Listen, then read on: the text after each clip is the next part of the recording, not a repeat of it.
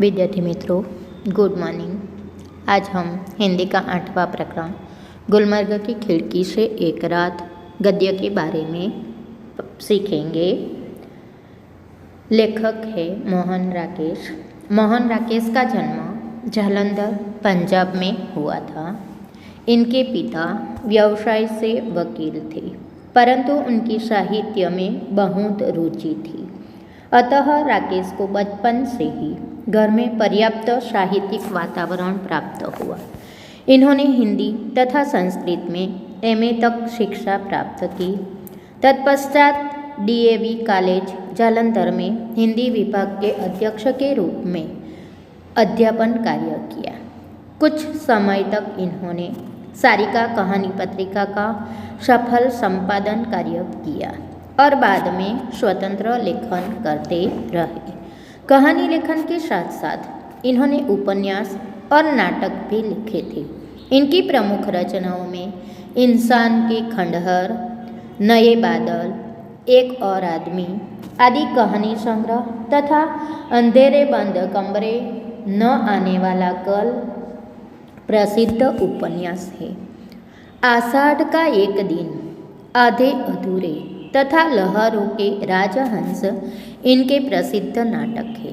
मोहन राकेश मूलतः एक सफल कहानीकार तथा नाटककार है। गुलमर्ग की खिड़की से एक रात परिवेश से लिया गया है। इस यात्रा वृत्तांत में लेखक ने गुलमर्ग के प्राकृतिक सौंदर्य का स्व अनुभूत विवरण प्रस्तुत किया है। गुलमर्ग का सारा वातावरण इनको अपने में समाया सा लगता है। गुलमर्ग की एक रात का अकल्पनीय सौंदर्य इनसे भुलाया ही नहीं जाता। गुलमर्ग की खिड़की से एक रात गद्य का प्रकार है यात्रा वृत्तांत। लेखक गुलमर्ग की यात्रा करते हैं। पहले लेखक को गुलमर्ग में कुछ भी आकर्षित नहीं लगता, लेकिन महीने भर वहाँ रहने पर लेखक की आत्मीयता गुलमर्ग के साथ बढ़ जाती है। गुलमर्ग का सारा वातावरण उन्हें अपने में समाया सा लगता है। यह यात्रा वृत्तांत में लेखक ने गुलमर्ग के बारे में वर्णन किया है। कुछ जगहें होती है जिन्हें आँख एक बार देखती है तो चौंक उठती है, फिर धीरे धीरे परिचित होकर उदासीन हो जाती है। गुलमर्ग ऐसी जगह नहीं है। मैं जब पहली बार गुलमर्ग गया तो मुझे वहाँ कुछ भी असाधारण नहीं लगा। एक खुला सपाट मैदान, देवदारों के घने झुरमुट और बस तब मैं घंटे भर में सारा गुलमर्ग देख आया। तो विद्यार्थी मित्रों, यहाँ पर अंडरलाइन कीजिए,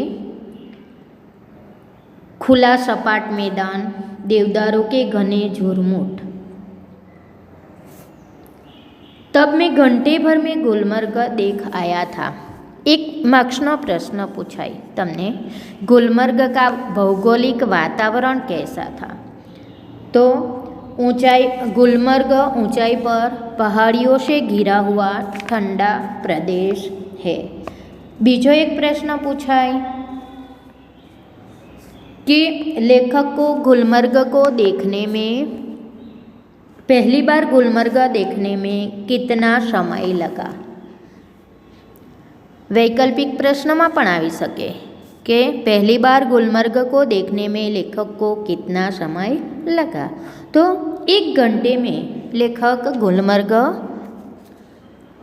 देख आए।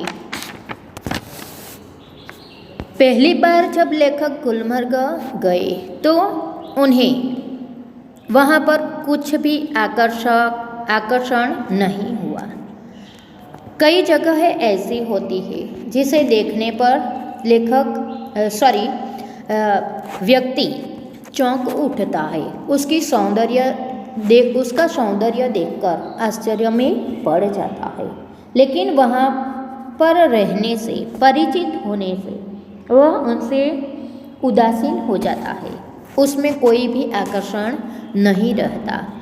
लेकिन गुलमर्ग ऐसी जगह नहीं है। जब लेखक पहली बार गुलमर्ग गए तो उसे कुछ भी असाधारण नहीं लगा, क्योंकि वहाँ खुला सपाट मैदान था। देवदारों के घने झुरमुट, घने यानी बहुत सारे वृक्षों के झुंड थे। लेखक को गुलमर्ग को देखने में 1 घंटा लगा, यानी 1 घंटे में ही लेखक सारा गुलमर्ग देख आए। मगर बाद में महीनों वहाँ रहने पर एहसास हुआ कि पहली बार तो क्या, बाद में भी कभी उस स्थान को पूरा नहीं देख पाया। उसे पूरा कभी देखा ही नहीं जा सकता। शायद यही कारण है कि गुलमर्ग में रहकर वहाँ के साथ व्यक्ति की आत्मीयता धीरे धीरे इतनी गहरी हो जाती है कि वह अपने को भी उस सपाट मैदान के एक हिस्से के रूप में ही देखने लगता है। कांपती तितलियों, उठते बादलों और बर्फ से चमकती पहाड़ियों की तरह। दूसरी ओर वह पूरा विस्तार जिसमें वह स्वयं भी रहता है, उसे अपने में समाया सा लगता है। सूर्योदय और सूर्यास्त दोनों संध्याएं, घना कोहरा, पीली धूप और सब कुछ। इसीलिए जब व्यक्ति गुलमर्ग से चलता है तो एहसास होता है अपने से बिछुड़ने का, अपने उस रूप से जो कि इतना परिचित होते हुए भी सदा अपरिचित बना रहता है। जब लेखक महीनों भर गुलमर्ग में रहते हैं तो उसके साथ रहने से उनकी आत्मीयता बहुत गहरी हो जाती है।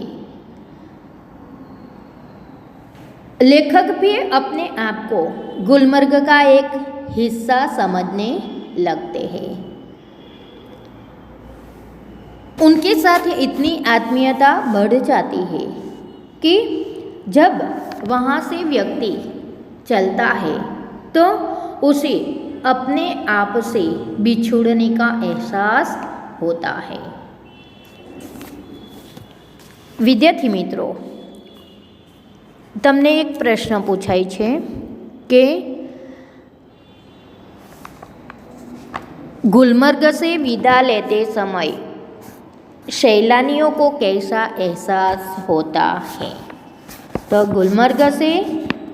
गुलमर्ग में रहते हुए सैलानियों को उससे गहरी आत्मीयता हो जाती है। इसीलिए वहाँ से विदा लेते समय उन्हें अपने आप से बिछुड़ने का एहसास होता है। लॉन्ग क्वेश्चन पूछाई, लेखक ऐसा क्यों कहते हैं कि गुलमर्ग को कभी पूरा नहीं देखा जा सकता। तो ऐसा क्यों कहते हैं?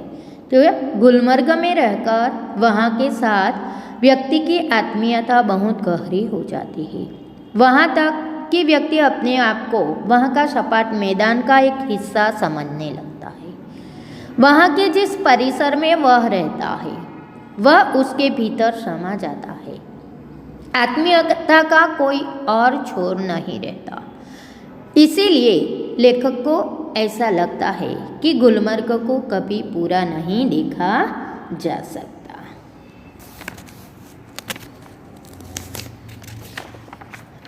यहाँ पर सूर्योदय का विरुद्धार्थी शब्द पूछा है, सूर्यास्त।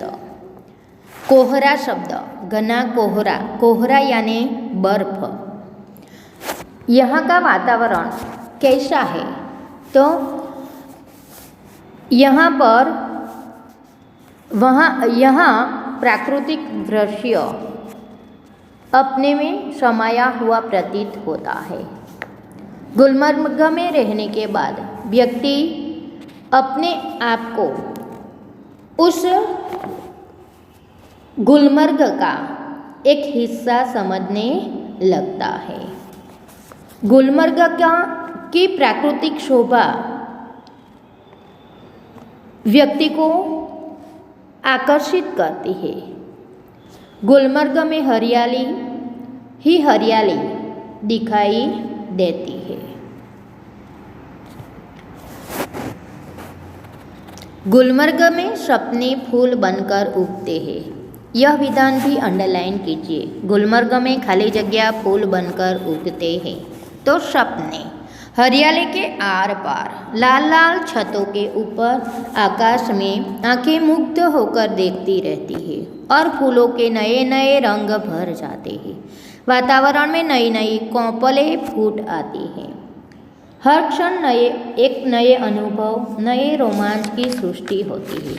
बादलों के पौटुकों के नीचे लोग बाहें फैलाए घास पर बैठे हैं। दूर दूर तक सैलानियों की पंक्तियाँ घोड़े दौड़ाती नजर आती है।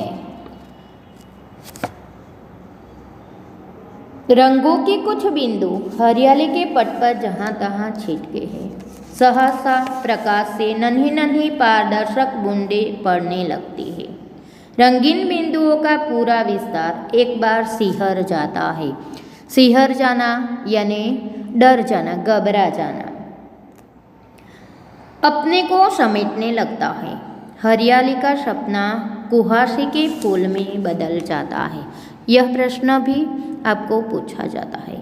हरियाली का सपना खाली जगह के फूल में बदल जाता है। कुहासा यानी बर्फ। मैदान सुरमई आभा ओढ़ लेता है। अब चारों तरफ धुंध ही धुंध है और बेबस होकर फैली पगडंडियों की पतली पतली नरम बाहें। जब तक बादल बरसेगा बाहें फैली रहेगी, ऐसी ही कोमल, विस्तृत और निडल। गुलमर्ग पहाड़ियों पर आया हुआ स्थान है। पहाड़ियों पर सुबह का और शाम का जो रमणीय वातावरण है वह व्यक्ति को आकर्षित करता है।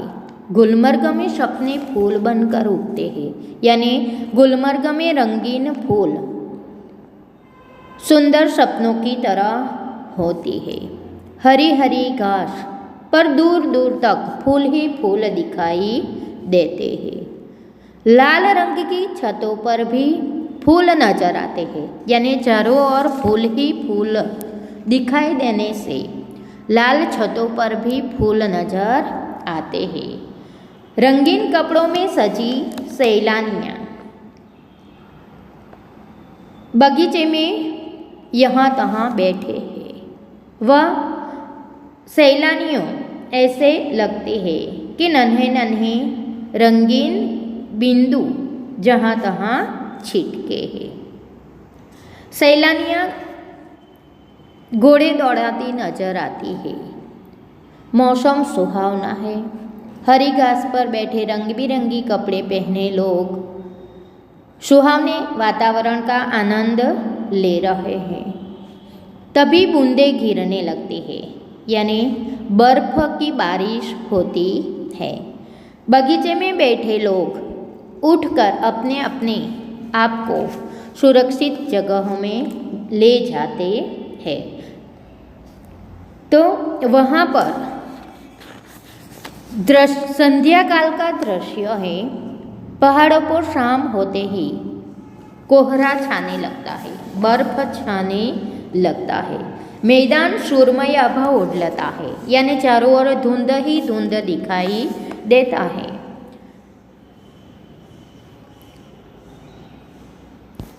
सिर्फ बेबस होकर फैली पगडंडियाँ नरम नरम पतली बाहें फैलाकर खड़ी है। विद्यार्थी मित्रों, एक प्रश्न અહીંયા તમને પૂછાય છે કે લેખકને पगडंडियों के लिए क्या उपमा दी है। यह प्रश्न बार बार पूछा गया है। लेखक ने गुलमर्ग की पगडंडियों के लिए क्या उपमा दी है। तो क्या उपमा दी है? लेखक ने गुलमर्ग की पगडंडियों के लिए नरम नरम पतली पतली नरम बाहों की उपमा दी है। यह लाइन अंडरलाइन कीजिए। एक अंडरलाइन कीजिए, हरियाली का सपना कुहासे के फूल में बदल जाता है। बीजू, नरम नरम पतली बाहें पगडंडियों के लिए उपमा दी है। इस पैराग्राफ में से आपको एक लॉन्ग क्वेश्चन पूछा जाता है, दिन में गुलमर्ग की शोभा का वर्णन अपने शब्दों में कीजिए। तो यह पैराग्राफ में दिन में गुलमर्ग की शोभा कैसी होती है उसी का वर्णन किया हुआ है। तो दिन में गुलमर्ग का हरा भरा रूप आँखों को मुग्ध कर देती है। धरती से लेकर आकाश तक हरियाली ही हरियाली दिखाई देती है। चारों ओर रंग बिरंगी फूल खिल उठते हैं। धरती से हरी घास के बीच जो रंग बिरंगी फूल है वह सुंदर लगते हैं। वातावरण में नई नई कोपलें फूट आती है। सैलानियाँ घुड़सवारी का आनंद लेते हुए नजर आती है। हर क्षण नए अनुभव और रोमांच की सृष्टि होती है। आकाश में बादलों के नन्हे नन्हे द्वीप तैरते हुए दिखाई देते हैं। पगडंडियाँ भेड़ बकरियों के रेवड़ों से ढक जाती है। इस तरह दिन में गुलमर्ग की शोभा अत्यंत सुंदर और देखने लायक होती है। सूरज चमकेगा तो फूल में से नया सपना जन्मेगा। आकाश में बादलों के नन्हे नन्हे द्वीप इधर उधर भटकते फिरेंगे। भेड़ों और बकरियों के रेवड़ पगडंडियों पर टंक जाएंगे। दिन तब रात की प्रतीक्षा करता सा प्रतीत होगा। रात आएगी तो सब कुछ खामोश हो जाएगा। मैदान की वह खामोशी भी जो दिन के समय इतनी वाचाल हो जाती है। शाम होते ही गुलमर्ग में बर्फ छा जाती है। लोग अपने को सुरक्षित स्थान पर ले जाते हैं, यानी लोग सुरक्षित स्थान पर चले जाते हैं। दिन भर जो यात्रियों से भरा हुआ मैदान शांत हो जाता है। जो दिन में वाचाल होता है वहाँ पर खामोशी छा जाती है और इसी कारण शाम होते ही ऐसा लगता है कि अब सूरज चमकेगा तो फूल में से नया सपना जन्मेगा, यानी दूसरे दिन वहाँ पर सुबह सूरज निकलेगा, तब पूरा दृश्य बदल जाएगा। आकाश में बादल सैर करते नजर आएंगे। भेड़ों और बकरियों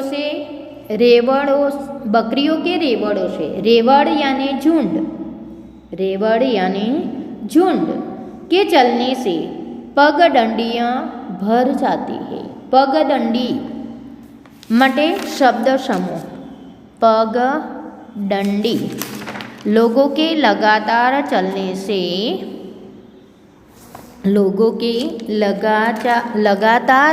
से बना हुआ पतला रास्ता, यानी पगडंडी। यह शब्द समूह भी आपको पूछा गया है। लोगों के लगातार चलने से बना हुआ पतला रास्ता। तो भेड़ और बकरियों के झुंड के चलने से उनके पैरों के निशान पगडंडियों पर टंक जाती है।